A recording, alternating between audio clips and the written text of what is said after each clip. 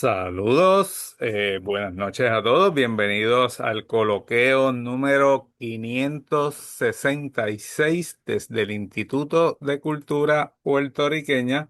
Esta noche vamos a estar presentando una obra que fue publicada recientemente, ahora a principios de este 2026, titulada La Casa de Dolores, con su autor, a quien llamaremos J, a petición de él, un novel escritor del cual vamos a estar entrevistando luego de que hablemos un poquito de esta obra.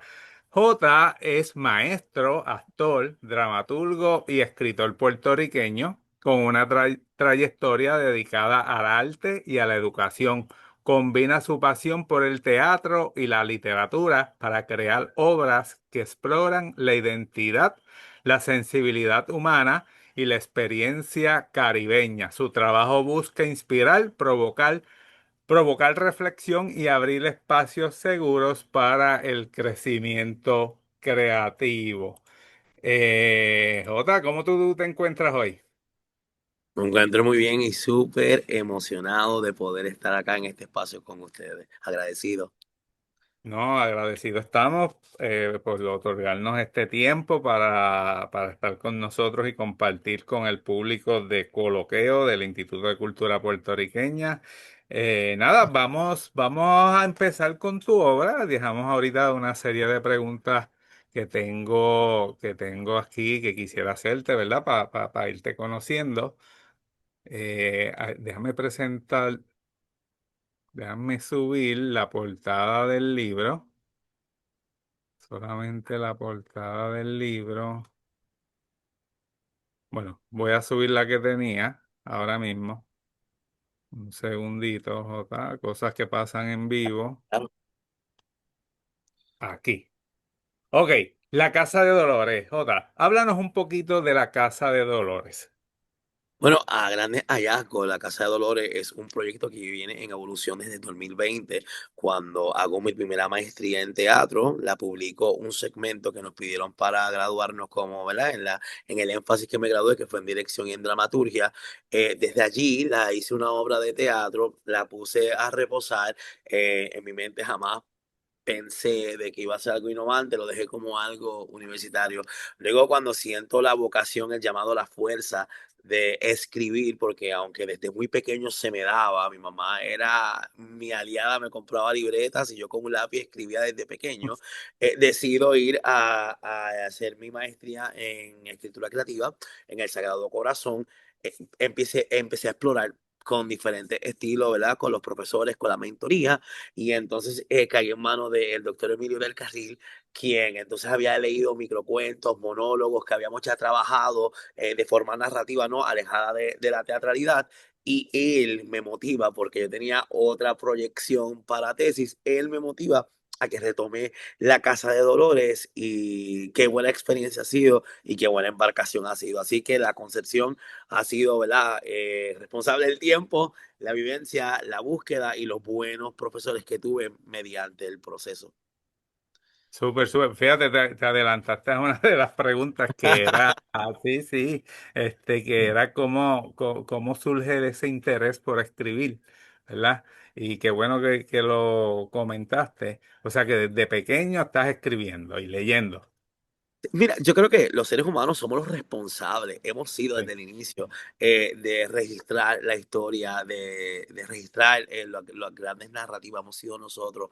Así que desde muy pequeño yo he sentido una pasión, era algo, venía inherente conmigo. Así que desde muy pequeño escribía libretos. Recuerdo que en la clase de teatro, cuando la profesora nos decía que íbamos a escribir, yo me emocionaba muchísimo.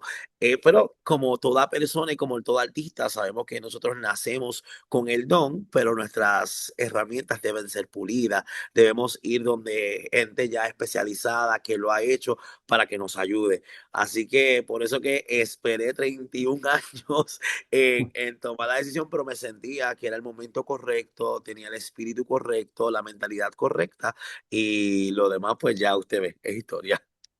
Sí, sí, le digo lo de la edad no debe ser nunca un issue, ¿verdad? Porque hay personas que comienzan a escribir a los 40, a los 50, a los 60. Sí, sí, También sí. hay personas que de los 10, 12, 13, 14 años tienen la oportunidad de ser publicados, ¿verdad? Cuando dije escribir, pues me refería a publicado. Mira, ya la fanaticada tuya empezó a escribir. Grisero Casio Colón dice el mejor profesor. John Gracias, gracias. Giovanni Colchado.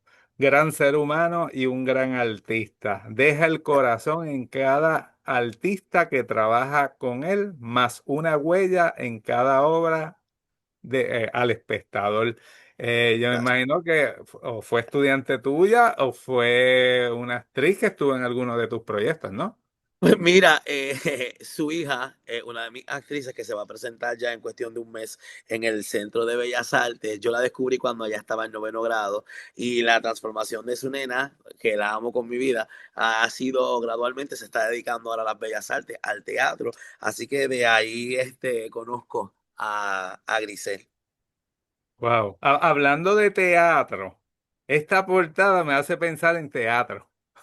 Tú corrígeme o no, explícame esta portada, ¿verdad? Porque está, o sea, me encanta, digo, en mi percepción, esa oscuridad que se ve me atrae, me gusta y me encanta.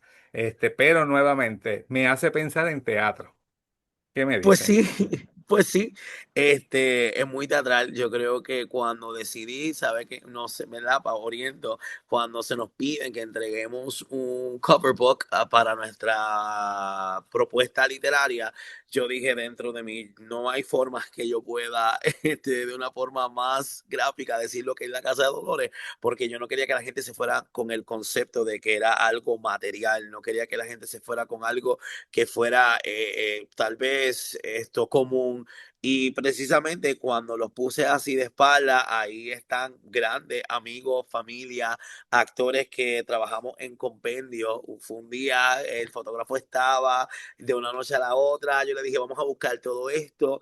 Yo dije, yo quiero que la gente cuando vea la casa de Dolores entienda que nosotros como humanos somos el verdadero significado de ser casa. Nosotros como humanidad, cuando nos unimos a refugiarnos, entonces es que nos convertimos en casa. Así que por eso fue que los puse como los puse, para esa representación ya un poco más gráfica de lo que es el concepto y el corazón de la pieza.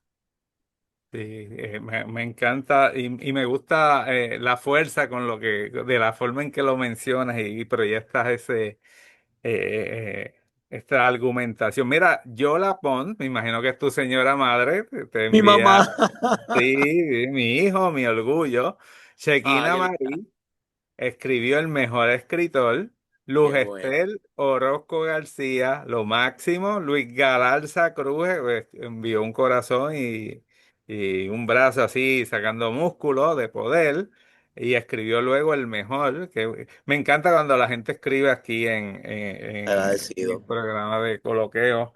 De hecho, yo todavía no he escrito porque estoy manejando compartirlo y ver los comentarios, hablar contigo a la misma vez.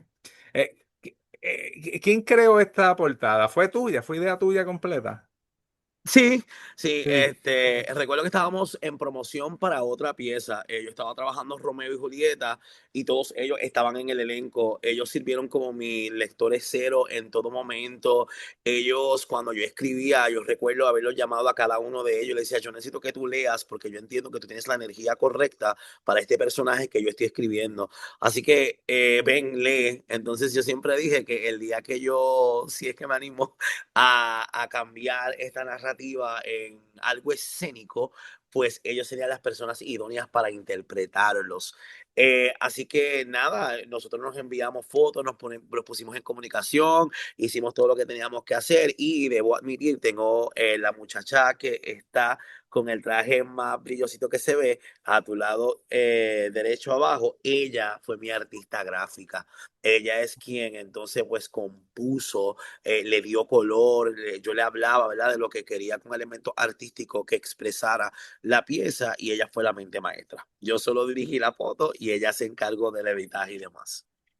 Wow, wow, súper, súper interesante. Nada, vamos con una pregunta más formal y luego seguimos chachareando sobre estos temas que también son de mucha importancia. Si tú supieras, al público le interesan más esos detallitos que a veces las mismas preguntas que a veces uno se esmera haciéndola o el equipo se esmera haciéndola, ¿verdad? Dice, me gustaría que nos cuentes cómo nació la Casa de Dolores. Sabemos que el proyecto comenzó como tu tesis de maestría Sí. dirigida por Emilio del Carril. Ahora la pregunta, ¿cómo fue ese primer impulso creativo y cómo se transformó el texto hasta convertirse en la novela que hoy tenemos en nuestras manos? Mira, yo creo que la Casa de Dolores nace porque yo amo la literatura puertorriqueña, yo amo ser caribeño, yo amo ser hijo del Océano Atlántico y yo amo el sabor que nos caracteriza como habitantes, ¿verdad? En este mosaico de personas que somos en este mundo. Y cuando yo miro a Puerto Rico, yo miro a Puerto Rico como un todo. Yo miro a Puerto Rico desde las historias que están guardadas en el monte hasta los barrios más oscuros que puedan existir. Entonces, cuando escribí La Casa de Dolores, recuerdo que rápido me vino al pensamiento la idea que entonces Puerto Rico tiene una sociedad muy heterogénea y me recuerdo que me transporté al viejo San Juan. Y entonces ya cuando revisé, hice alguna lectura de literatura puertorriqueña, veía que había un registro de comunidad marginada que no había sido celebrada en tiempo X y en contexto histórico X. Entonces de ahí me lancé, primero hice el trabajo propio de hacer el research, la búsqueda específica, unir un cabo con el otro y entonces pues nace la Casa de Dolores celebrando, ¿verdad? La novela se desarrolla en el 1980, nace como celebración a esas voces que no fueron escuchadas ni celebradas para este contexto que sí existieron y todavía siguen entre nosotros en nuestro Puerto Rico actual. Curioso, todavía tú no habías nacido en 1980. Yo No, sí. así que la búsqueda usted se imagina cómo fue. Yo soy ochentoso. Y sé que mucho de mi público también vivió esa época de los 80 y de los 70, ¿verdad? Ya de los 70 yo era un crío, un niño, y no tenía, o sea, no tengo ese recuerdo, ¿verdad? Porque era muy niño. Pero en los 80 sí, sí, y me llama mucho la atención. Y fíjate, uno viendo las características de los personajes, se ve en esos 80 allí. Sí, Esto es bien cheesy, esto es bien cheesy. Pero yo ajá. recuerdo que una de los estandartes que me dieron inspiración artística, yo recuerdo que yo estaba viendo una serie que sirvió también como inspiración para este proyecto. La serie se llamaba Pose de Fox. Y yo recuerdo que en el último capítulo, cuando se estaba cerrando la temporada, salió la canción Your Love is My Love de Whitney Houston, que tenía ese vibe ochentoso. Y yo Sí. cada vez que yo me sentaba a escribir y yo me sentía ya trancado, que yo no fluía, que yo no tenía nada más, yo me colocaba mi audífono y comenzaba a escuchar la canción y era como si yo me transportara, como si yo estuviera en el Puerto Rico del 1980, aunque sé que la canción es en inglés, pero yo me sentía entonces allí como en primera persona para entonces redactarlo como narrativa. Wow. ¿Saben qué me hiciste pensar en los conciertos de estos grupos de rock de los 80 cuando vienen y hacen conciertos aquí y la gente va y, bueno, incluyéndome, y vamos vestidos como en los 80? Yo trato de no hacerlo, pero mucha gente va así. A eso me hiciste recordar. Pues vamos con la siguiente pregunta, ¿verdad? Claro. ¿Cómo encontraste la voz de la mujer que narra la historia y que te permitió contar esa perspectiva en particular? Uf, qué buena pregunta. Mira. yo escribo desde el alma y yo escribo desde la realidad, yo escribo desde las voces suprimidas. Yo me he tomado muy en serio de que a veces nosotros tenemos el poder de exponer lo inexpuesto. Y cuando decidí escribir, tomé en consideración muchas historias. Tomé en consideración, para mí fue que la voz del personaje protagonista, que se llama Carmen, eh, yo mezclé muchas voces, mezclé muchas experiencias, muchas de las cosas que pude abrazar, muchas de las cosas que pude leer y formé una sola voz. Y recuerdo que cuando estaba escribiendo la voz de este personaje, yo decía dentro de mí, John, alíñate. John, di las cosas, pero que ella nunca pierda dentro de todo lo que está viviendo, que ella nunca pierda la melodía y la resiliencia de su voz. Así que dentro de todo lo que ella vive y atraviesa en la pieza, mantuve ese equilibrio, casi hasta poético, dentro de este personaje que se enfrenta a un mundo que no la entiende, que ¿verdad? Todo se le ha ido cuesta arriba, procesos de duelo, procesos de aceptación, procesos de persecución. Así que cuando decido es porque también entiendo que estamos muy acostumbrados a que los personajes protagónicos tengan unas particularidades X, pero yo creo que cada quien según lo que vive, ¿verdad? Y según lo que narra, todos somos protagonistas de nuestra propia historia, independiente de lo que somos. Así que después que formulé e hice todo ese proceso, así nace la voz dramática y narrativa de Carmen Dolores. Súper, súper. Mira, tengo que enviarle un saludo a Grecia del Mar, quien es alguien que nos ve constantemente y mucho más que eso, siempre nos envía preguntas bien interesantes y voy a pasar a leer su pregunta. Dice, saludos, interesante la temática. Y la pregunta es, ¿cómo redefine la Casa de Dolores el concepto de hogar y familia en un contexto de exclusión social? ¿Y de qué manera esa redefinición desafía las estructuras tradicionales de identidad, Oh. dignidad y pertenencia en la sociedad puertorriqueña? Excelente pregunta, te lo agradezco tanto, Grecia del Mar. Y gracias, que ya con los 18 minutos que llevamos conversando, ya estás abrazando el corazón y la razón está puesta narrativa. Lo redefine muchas cosas. Estamos acostumbrados que la familia tiene que ser exclusivamente aquellas personas que comparten el ADN conmigo o mi genealogía familiar. La Casa de Dolores muestra que hay personas que tenemos la capacidad por elección de elegir el núcleo que nos va a acompañar por el resto de nuestras vidas. Sin dar mucho spoiler, los protagonistas que ves en la carátula de esta novela son personas que todos han vivido en un contexto de exclusión, en un contexto de marginalización y en un contexto de falta de empatía. Pero cuando un mundo, ¿verdad? O una sociedad con unos estándares X nos rechaza, nosotros tenemos la capacidad de conseguir un rincón en el mundo donde nos podamos sentir amados y que pertenecemos. ¿Qué reta? Uf, yo creo que todavía no estamos acostumbrados para esa conversación, pero reta más de lo que estamos acostumbrados. Recuerdo haber leído de Luis Rafael Sánchez el cuento, no sé si le llamaría un cuento corto, pero recuerdo que leí el cuento que se titula "Hmm". Y cuando yo vi en ese cuento lo que Luis Rafael Sánchez trajo a colación, yo dije, wow, yo quiero que de esa manera que él presenta el machismo en la sociedad afro-puertorriqueña y como también la mujer se somete al machismo, yo dije, a través de la Casa de Dolores, yo quiero redefinir lo que nosotros vemos como acompañamiento y el concepto familia. Fíjate, y los 80. Yo sé que para mucha gente es un periodo bien fabuloso y te trae unos recuerdos. Y como historiador estoy bien consciente de que también mucha gente dice, ah, no, el pasado era mejor que el presente, pero los 80 era un momento donde ese machismo se, se sentía. ¿Sabes? No, no era fácil, no era fácil.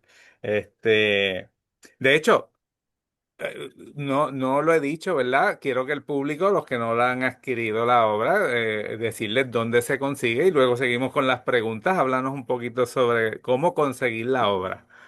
Pues mira, La Casa de Dolores está disponible en Amazon. Usted va, coloca en la barra de navegación La Casa de Dolores, va a salir mi nombre, J. Pons, y allí usted puede entonces adquirirla, pero si usted pues, es más de ir a la librería y adquirirla y demás, está en Casa Norberto, en Plaza de las Américas, está en la librería con la librería Laberinto, disculpa, el Laberinto, en el Viejo San Juan, acá en el área norte está en Booksmart y también ya se encuentra en el Rincón del Lector. O cualquier cosa se Su- puede comunicar conmigo porque en mi carro hay bastante copia. A ti te conseguimos en las redes sociales, ¿no? Sí, como John Giovanni Pons Corchado, y usted va a ver en Instagram, John Giovanni Pons Corchado, ahí está disponible toda la información y también en Facebook, John Giovanni Pons Corchado, ahí entonces va a conseguirlo todo. Súper. Grecia respondió, gracias, excelente respuesta, Jota, y bien fundamentada.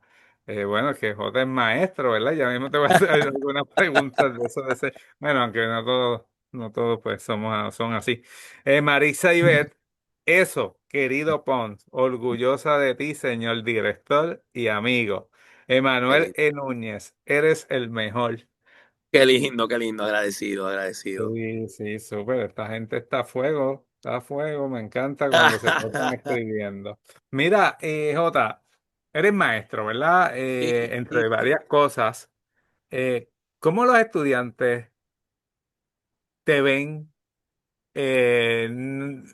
Por lo poquito que hemos conversado, sé que tienes mucha energía. Demasiado, diría yo. Bueno, no sé si demasiado, pero tienes mucha energía y no pierdes un segundo en proyectarla. Y eso me encanta porque Claro. eso le trae buenas vibras a otras personas. Bueno, Una persona que se siente un poco decaída, de sí, repente se sí, encuentra con alguien que tiene este tipo de vibras, se reanima, se siente mucho mejor. Y yo sé que trabajar con estudiantes no es fácil. Fui maestro desde el 1999 hasta el 2017, sacando unos periodos intermedios que tomaba unas licencias especiales para hacer otro tipo de trabajo. Y aunque trabajo en el Departamento de Educación, es quien paga mi servicio aquí en el Instituto de Cultura Puertorriqueña, pero no he dado clases desde el 2017 para wow. acá. Pero, ¿cómo cuando ellos te observan con toda esta energía? De hecho, ¿qué clases tú das? Pues mira, agradezco la pregunta, muy válida, y te va a sorprender mi respuesta. Doy clases, yo estoy certificado, ¿verdad? Soy maestro en el área de español. También tengo la licenciatura para dar clases de inglés. Tengo también preparación para dar clases de historia y consto con una maestría en teatro, otra en escritura creativa, y estoy terminando ahora una en currículo y enseñanza del teatro. Así que yo me he movido en los 7 años que llevo como maestro, he navegado en todo el departamento de humanidades. Si me preguntas cuál es la más que disfruto, pues obviamente no puedo pasar por alto el teatro, pero también debo de admitir que cuando enseño la clase de español es como si el mundo cambiase. Es como si los estudiantes sintieran una antorcha muy bonita por escribir. Los estudiantes se apasionan de la... Al principio hay el forcejeo que siempre va a haber, pero cuando Sí. le educo, hacemos los procesos particulares de interpretación, de contextualización, entonces veo que los estudiantes abrazan lo que es la lectura y la escritura. De hecho, tengo un estudiante de grado 11 que él entonces está mirando un poquito, ¿verdad? Cuando yo los envío en el salón a hacer microcuentos, la estructura de cómo se escribe un cuento, cómo se pone en el formato. Él ya entonces, tengo dos, para ser específico, tengo dos. Estos dos estudiantes ya entonces escriben por su cuenta sola. Ya yo me dicen, mira, Mr. Ponce, escribí esto, puedes leerme. ¿Qué crees? ¿Cómo está mi voz? ¿Cómo está mi propuesta poética? ¿Crees que está ahí? Se ve tangible. Así que sí, sí, la respuesta para este tiempo, los estudiantes son mi colita en el colegio, ¿verdad? Donde trabajo, soy muy querido por la población de los estudiantes. Ellos saben que soy muy rígido, ¿verdad? En los procesos académicos porque creo que todo el mundo tiene la oportunidad de superarse. Si yo hablase un poquito, ¿verdad? De mi background, yo no tuve la mejor escuela high, no la tuve, al punto que en el grado 12 tuve que correr unos exámenes para poder culminar e irme a la universidad. Así que yo un poco como que desde ahí le inyecto pasión a mis estudiantes de que son capaces. Así que la recepción ha sido muy buena. Cada vez que llego al aula educativa veo que los estudiantes se apasionan por la pedagogía, veo que los estudiantes respetan la pedagogía. Así que para mí ha sido una bendición. Una de las mejores cosas que he podido hacer es llamarme maestro. Y te voy a preguntar otra cosa, pero ahora que me gustaría hablar cuando das el curso de teatro o cuando trabajas como director de teatro, ¿verdad? Yo cuando llegué y comencé a trabajar en el Instituto de Cultura Puertorriqueña, pues tenía un conocimiento limitado del teatro. Lo mínimo que podía tener cualquier historiador, ¿verdad? Y sabía mucho de la historia del teatro, pero del teatro en sí conocía muy poco. Según han pasado los años, te tengo que decir que yo admiro el teatro.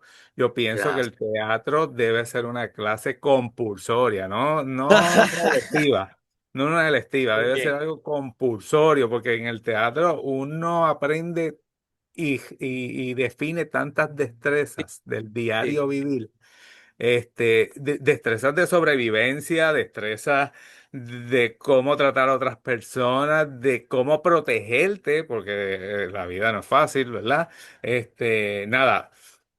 Háblanos un poquito de esa faceta tú en el teatro, ¿verdad? Y de esa importancia que debe tener el teatro. Y como mencioné, y lo vuelvo a repetir, hoy día, si a mí me preguntan, la clase de teatro debe ser compulsoria. Yo nunca pude coger una clase de teatro Ah, en mi escuela intermedia y superior. Yo cogí música. ok. Este, Sí, música es otra clase que también entiendo que debe ser compulsoria, ¿verdad? Pero no sé, debe Claro. haber una forma donde los estudiantes puedan tener ese acercamiento año tras año en las distintas artes, música, Sí, sí. teatro, pintura, porque es que son necesarias. Pero tú como maestro de teatro, ¿qué nos podrías decir? Pues mira, agradezco mucho que valores las bellas artes. Ujú. Estoy eternamente agradecido por eso. Debo admitir que en el escenario que se me ha permitido trabajar, siempre ha tenido una muy buena acogida las bellas artes. Donde trabajo, pues yo todos los años se ofrece a un grado en particular una clase de teatro, el cual yo soy el moderador del mismo, y los estudiantes tienen muy buena recepción. Los estudiantes terminan actuando, terminan valorando el arte. Al principio, como yo siempre digo, los estudiantes hacen fuerza ante lo desconocido, pero poco a poco se van enamorando y se van humanizando y van respetando. También, gracias a la institución de trabajo, yo dirijo el primer taller de teatro en el área norte, el primer taller de teatro avalado como un grupo de excelencia a nivel de los Estados Unidos. Hemos recibido distinciones maravillosas y todos los años consto con una matrícula de 25 a 30 estudiantes y sorpresivamente siempre el macro de mi grupo siendo varones deportistas. De hecho, muchos de los que hoy trabajan conmigo en el Centro de Bellas Artes y presentan conmigo obras de teatro estaban en deporte y cuando yo llegué a su vida, pues entonces se enamoraron del teatro a tal manera que continúan haciéndolo de forma eh, natural y profesional. Y una de las cosas que yo siempre le muestro a mis estudiantes es que Arthur Miller dijo que el teatro no va a desaparecer. Yo sé que han habido mil propuestas, mil vueltas, pero el teatro no desaparece porque es el único arte que enfrenta a la humanidad como es. Así que ya partiendo de ese estandarte, me dio a mí mucha pasión el querer abrir camino, ¿verdad? Vienen proyectos muy bonitos gracias a lo que he hecho como maestro, que en el área norte me nombraron recientemente como director ejecutivo y artístico de un programa gigantesco que viene para el área norte. Así que también debo decir que la acogida del teatro ¿verdad? A mi experiencia, porque tuve una muy buena maestra de teatro que le emulo hasta el día de hoy. ella me descubrió cuando yo estaba en la escuela intermedia.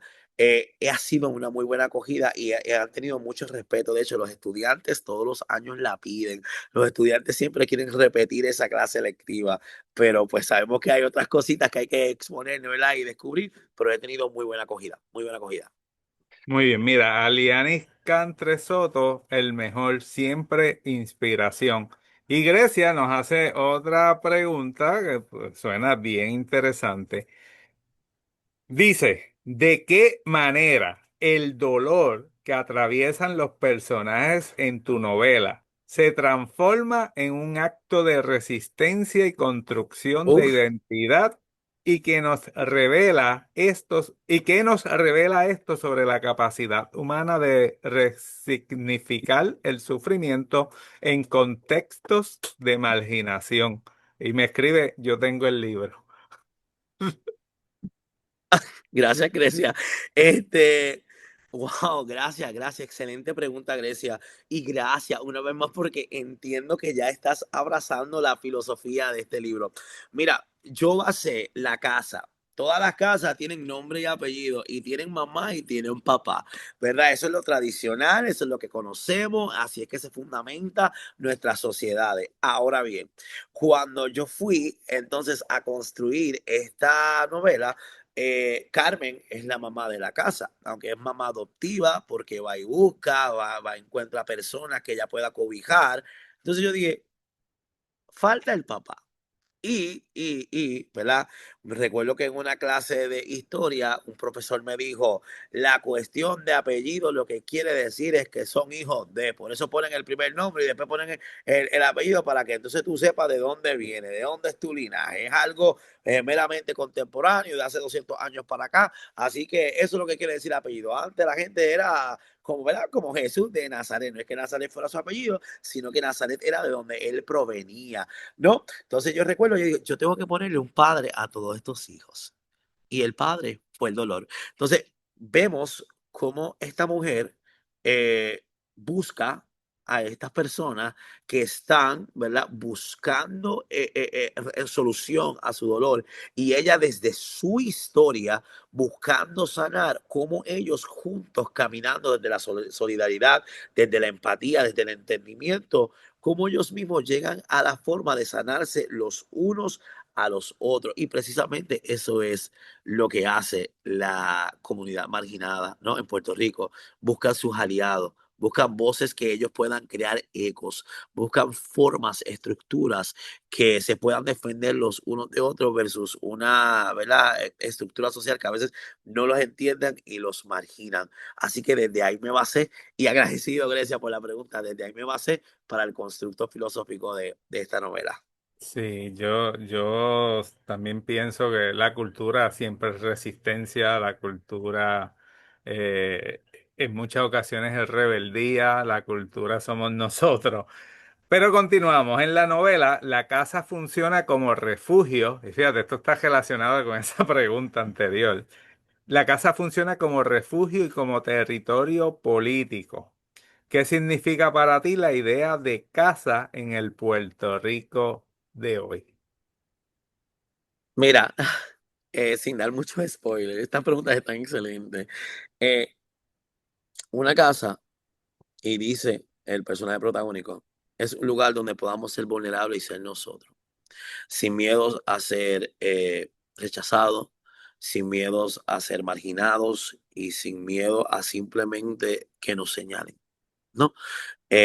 Casa es un lugar de vulnerabilidad, de secreto, de amor distinto, de amor fraterno. La casa somos nosotros.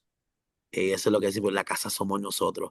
Sí. Yo vivo, ¿verdad? O viví, o puedo vivir con X familiar, podemos vivir bajo un hogar, pero casa, donde nos podamos amar y ser de la misma estructura que es el amor, somos pocos. Así que en el contexto histórico-político de la novela, también me basé uno de los personajes, usé el famoso personaje que es el ángel de los solteros. Él está por ahí puesto de una forma módica en la literatura. Así que por eso es que entonces yo introduzco lo político porque cómo se atienden. Cómo, de hecho, recuerdo haber visto un reportaje del 1980 que Guapa hizo, sin dar muchos spoilers, ¿verdad? Voy a hablar en código para que me entienda la audiencia, de que cómo a estas personas de esta comunidad le llamaban las personas del tercer género, como eran personas que los sistemas psicológicos les llamaban enfermos, le llamaban personas que tenían problemas con las filias, y entonces, ¿cómo entonces estas personas se recreaban en lo nocturno, en lo oscuro, en lugares entonces más aislados de la sociedad? Por eso que es importante, el contexto histórico de lo que es casa, fue importante abordarlo en esta apuesta literaria. Súper, súper. Y de hecho, esa contestación se alinea con la próxima pregunta, ¿verdad? Puerto Rico tiene una tradición literaria queer que ha resistido, y esto de resistencia lo he mencionado, tú lo has mencionado, Sí. que ha resistido en medio de múltiples crisis. Muchos múltiples crisis y también prejuicios Yes, generalizados yes. desde muchos lados. Eh, ¿Cómo dialoga esta obra con esa tradición? Mira, ellos son los que tienen que ser sin necesidad de explicarse. Cuando yo levanté el o moví mis dedos, mejor dicho, para escribir, yo no tuve miedo de proyectar su voz. Eh, Uno de los pilares que me ayudó demasiado para que este libro sea lo que es, así a veces un poco crudo, a veces un poco realístico, no lo llamaría crudo, realístico, de lo que estas personas viven, fue el magno escritor Luis Negrón. Yo leí Un Mundo Cruel de Luis Negrón y yo me sentí inspirado. Yo leí cuentos inéditos de Manuel Ramos Otero y yo me sentí inspirado. Así que cuando yo dije, son, existen, no los podemos borrar de nuestra realidad puertorriqueñas. Ellos también nos dan forma como sociedad puertorriqueña y son y deben ser vistos como puertorriqueños dignos. Así que sí, al principio no te voy a negar, como cualquier otro escritor, dije, me voy a volver en un escritor problematizante ya desde el saque. Voy a lanzar algo que trastorne el mundo, pero si no lo hacemos nosotros, ¿quién lo va a hacer?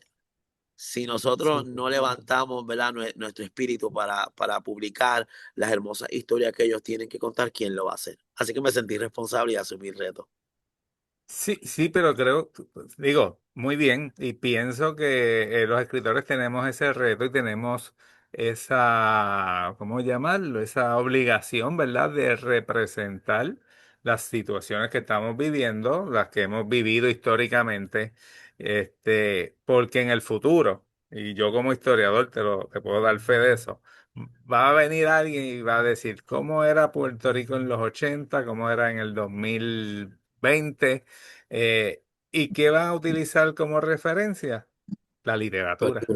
Correcto. Porque aunque tú estés escribiendo estés ambientado tu escritura en 1980, estás escribiendo en los 2020, ¿sabes? Y un buen lector va a poder diferenciar entre el estilo que estás escribiendo de este periodo Mm, y lo que estás representando de otro periodo.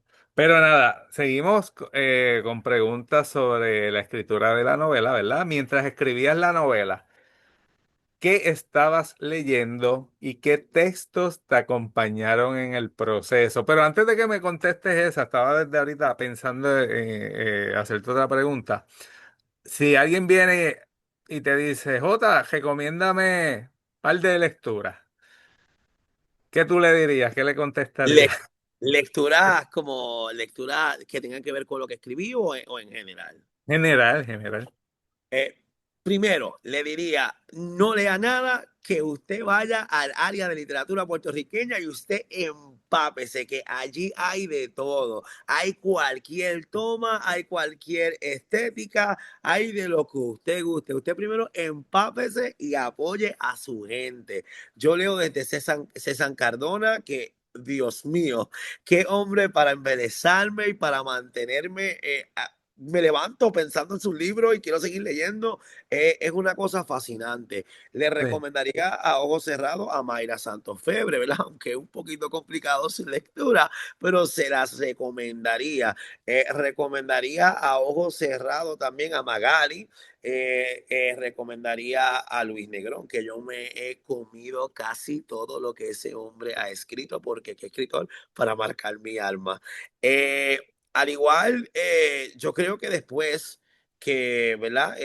Cada libro tiene una audiencia, cada escritor tiene su audiencia, por eso es que los libros no son desperdicios, porque a alguien va a llegar y a alguien va a bendecir. Luego, siempre le digo a las personas que quieren leer, yo digo, lee primero a base, ¿verdad? Este soy yo si fuera en un mundo utópico, pero si fuera en un mundo realístico, le diría, mira, ve a base de tus gustos, ve a base de lo que a ti te gusta y empieza con lecturas pequeñas. Así lo digo a mis estudiantes. No te vayas a leer un libro de 70 páginas de cantazo porque no va a ser. Ve primero de 5, de 3, B4 y poco a poco, progresivamente, hazte amante de la lectura.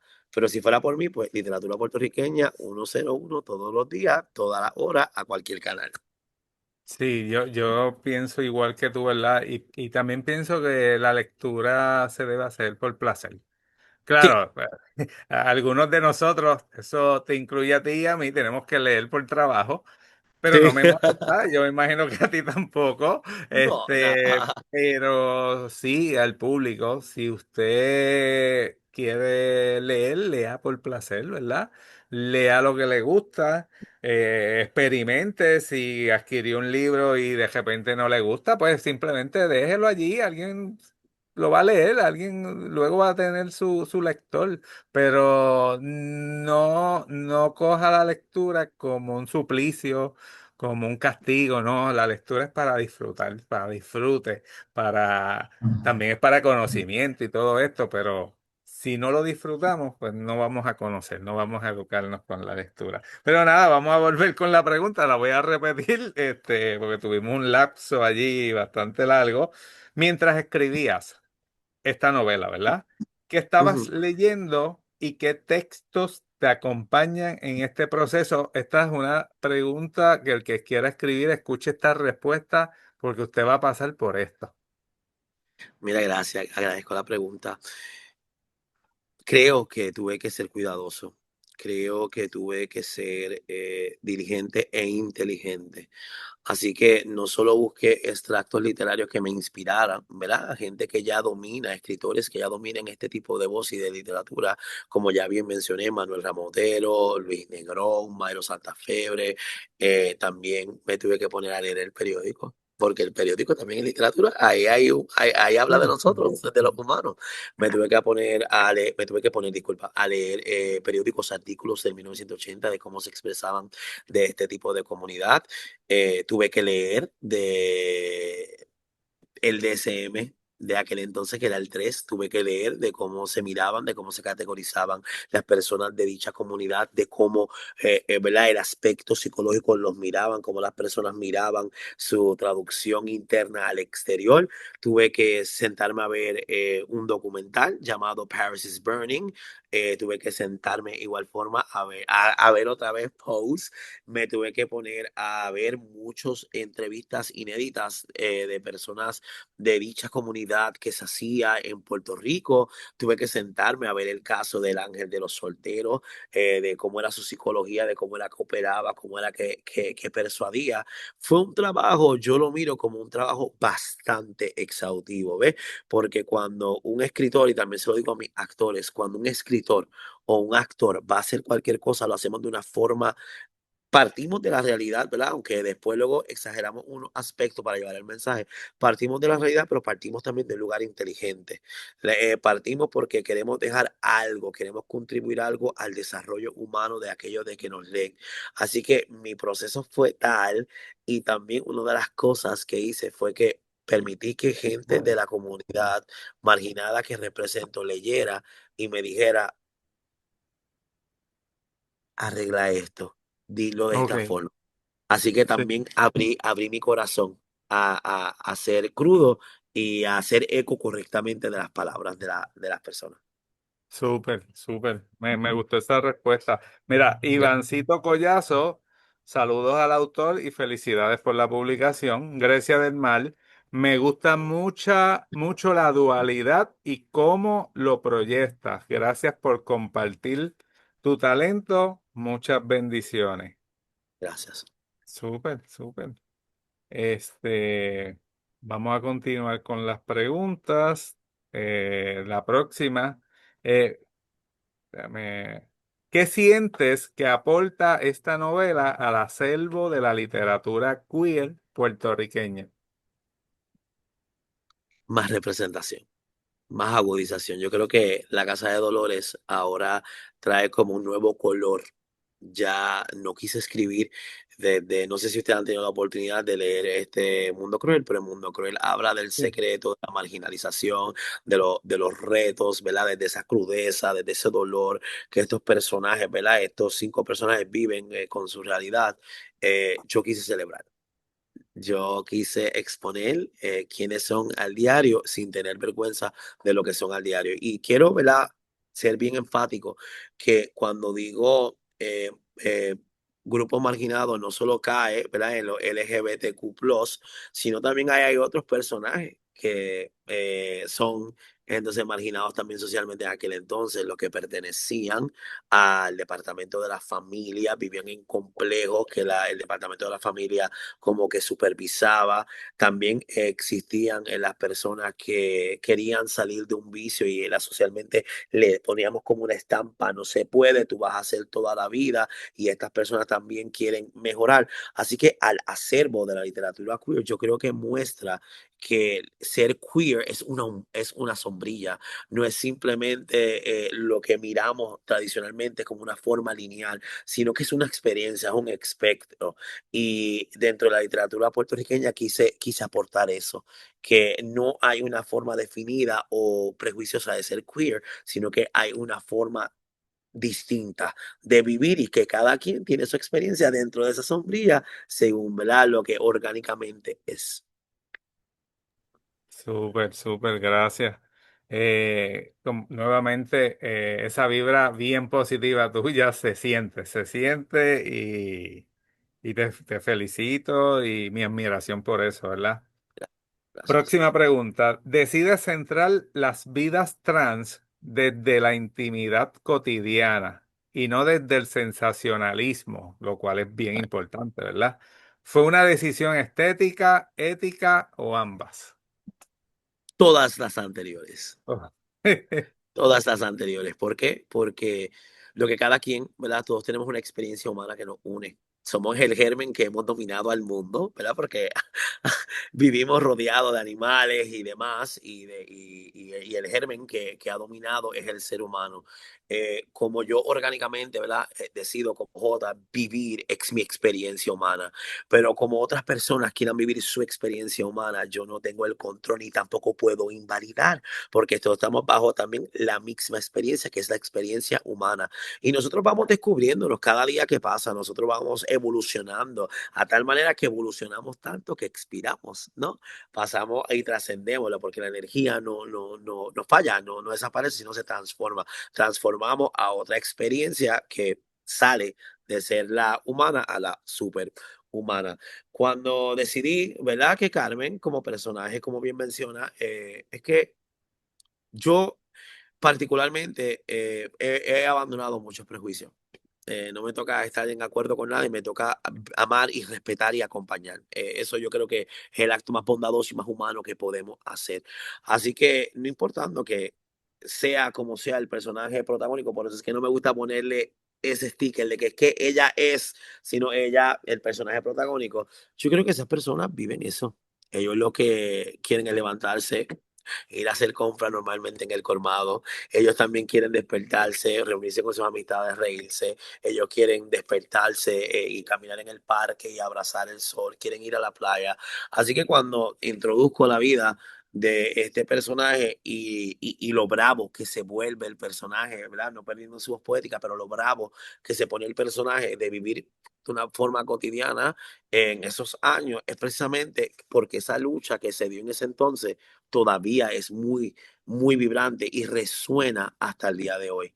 ellos solo quieren que, ¿verdad? La Constitución americana dice que todos somos lo mismo y debemos ser tratados iguales bajo, pues, entonces si allí está escrito y es un documento que le da cuerpo y vida y alma a las Naciones Unidas y a su territorio adscrito, simplemente quise hacer valer eso.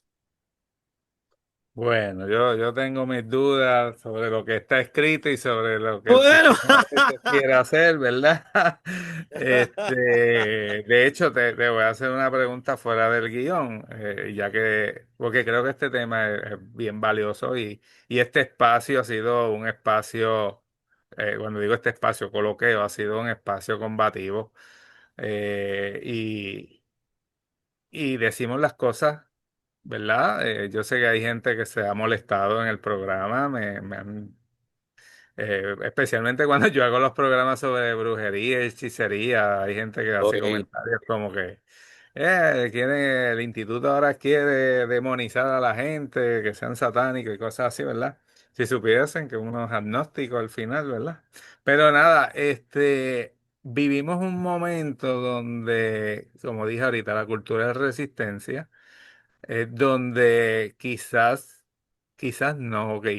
Para los grupos marginados hubo un periodo, o hubo un periodo desde hace tiempo que se ha ido adelantando en las luchas y se han conseguido, yo no diría que unos derechos completos, pero se han conseguido algo mucho Una mejor suavización. de lo que había antes. Lamentablemente, regresamos a un punto donde ahora viene esta ola que está en contra de todo eso y que quiera arropar. Y nuevamente vienen con esa cantidad de prejuicios que están dispuestos hasta a borrar la cultura. ¿Sabes? Yo también sé que dentro de este mismo sistema cultural puertorriqueño hay muchas contradicciones y son cosas que hay que dialogarlas. Pero ¿qué tú opinas sobre eso? De que hubo un periodo que se adelantó algo y de repente ahora como existe esa visión de que no, estuvo mal, hay que regresar a lo antiguo. Que yo estoy seguro que esto va a acabar en algún momento. O sea, va a venir otro momento. Sí, yo le doy 3 años o 4 y esto va a volverse a regular otra vez. Porque es que no, o sea, no podemos vivir en un mundo donde todo se rija por un macho alfa contra. O sea, Yo creo que yo creo que lo has expresado muy bien, ¿verdad? Y comparto hasta cierto grado tu aportación. Ahora bien, yo creo que lo que pasa con nuestros queridos amigos, ¿verdad? Televidentes o los que se conectan a disfrutar de este tipo de coloqueo es que nosotros vemos el presente como el todo, o vemos las idiosincrasias que hoy dominan en Puerto Rico como el todo. Pero si vamos a la miembra de lo que es Puerto Rico, ¿verdad? Puerto Rico tuvo un sistema religioso, espiritual bien alejado a lo que creemos hoy, ¿no? sí. El espiritismo es tan fluyente en Puerto Rico, ¿verdad? Eso podría hablarnos usted como lo es el protestantismo o el cristianismo en Puerto Rico. No, llevan tiempos, años. Ahora, volviendo a la pregunta, pues yo quisiera que, ¿verdad? Todo el mundo fuese tratado dignamente, importando de lo Sí. que quiere hacer con su vida privada. Ahora, también nos enseñan que aunque hemos sido libres de la adoctrinación y vivimos en una constitución libre o en un país libre de ser, eso solo está escrito en papel y se sostiene en papel porque nos hemos dado cuenta que cuando alguien está en el macro y una agenda se hace macro, y voy a resumir con esto. El ignorante, y cuando hablo de ignorante, es el que carece de información, de conocimiento, es Sí. fácil movido por palabras infladas. Pero aquellos que conocen su contexto histórico y conocen el mecanismo o cómo estas cosas se manejan, pues es imposible. Pero también comparto, ¿verdad? El ideal por mis hermanos que comparten, ¿verdad? Una vida distinta a la mía, que tengan una representación válida y un cuidado válido social y que se puedan sentir seguros donde quiera que estén en nuestra hermosa isla de Puerto Rico.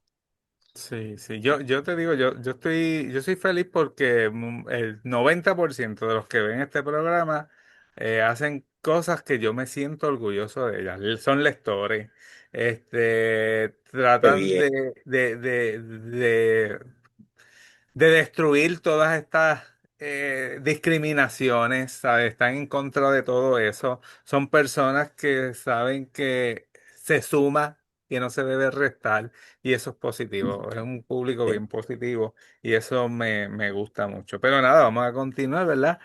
El uso del diálogo y la teatralidad está muy marcada en la obra. ¿Qué buscabas provocar con esa elección estilística?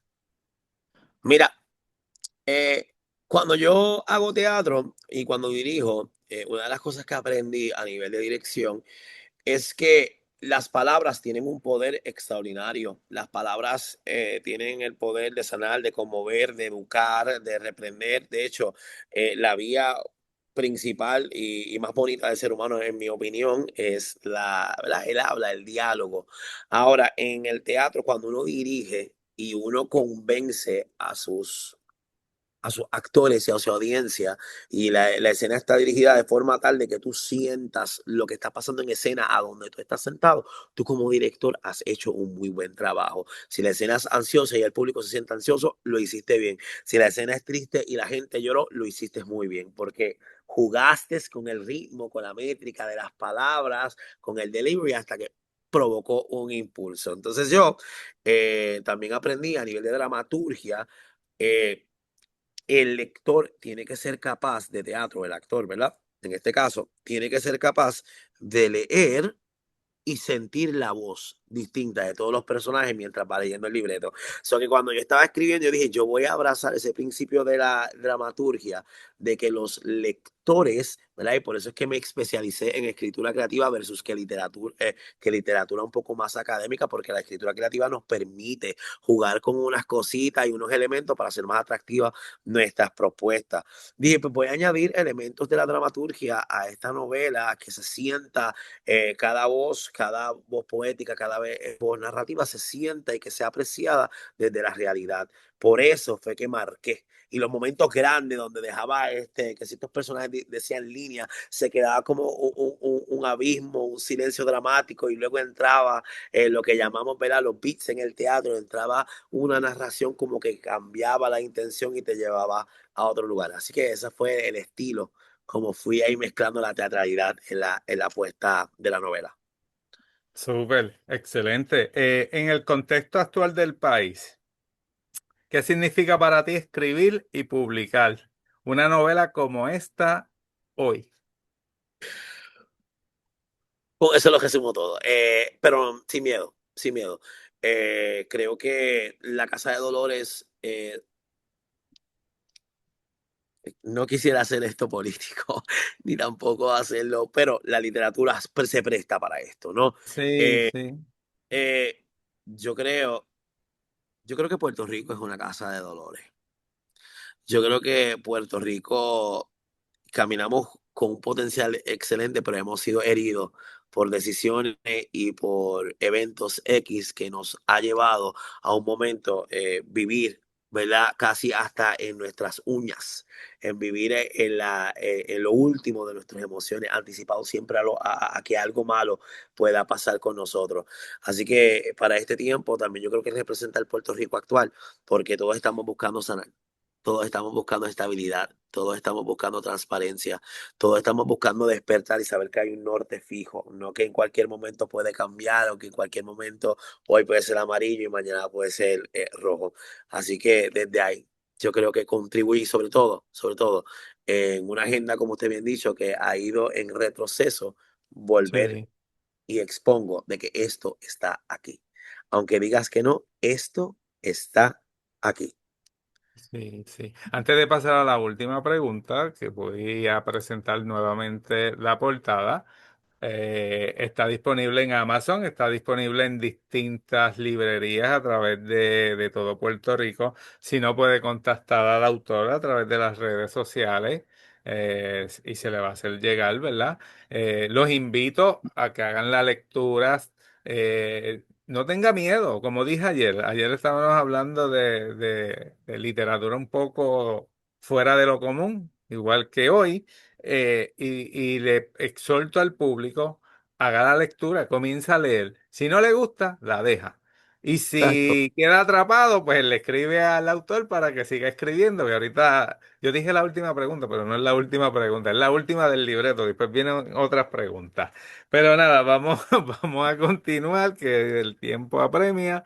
El escritor chileno Pedro Lastra afirma que escribir es una forma de acompañar. Yo creo que sí, especialmente Sí. cuando uno anda con los libros, sean en papel, sean en Kindle, cuando te acuestas con ellos, cuando te levantas con ellos, cuando tienes esa oportunidad y sigues leyendo, pues sí. ¿De qué forma te gustaría que esta novela acompañe a los lectores? Es que somos los que somos y quiero que les acompañe a que entienda que la experiencia humana es diversa y no importando de lo que inherentemente o intrínsecamente hemos sido diseñados a hacer, todos debemos ser tratados como justos y con respeto. Aquí no es de entender, porque es que nunca vamos a entender, yo nunca voy a entender la experiencia que mi querido hermano haya pasado. A mí me toca respetar, Ujú. a mí me toca amar. Y una de las cosas, ¿verdad?, que quiero enfatizar es que el leer y el dejar trazos históricos es tan importante porque si no, años atrás, cuando pasaban las invasiones en los imperios, lo primero que los imperios querían siempre destruir eran las bibliotecas. Porque era erradicar, era quitar, era borrar esos escritos que hablaban de dicho imperio. Así que Sí. el leer, que nosotros tengamos ahora el beneficio de ir libremente a cualquier librería y tener contacto con lo que somos, porque leer es entrar en contacto con nuestra humanidad, con lo que somos, ¿verdad? Como civilización. Así que acompaño desde ahí, desde el respeto, la solidaridad y la visibilización. Jota, ¿cómo te sientes luego de haber hecho esta publicación, tu primera publicación, ¿verdad? Yo sé que has escrito, debes tener muchos escritos por allí, pero ¿cómo te sientes haber publicado? Me siento muy feliz, me siento bien.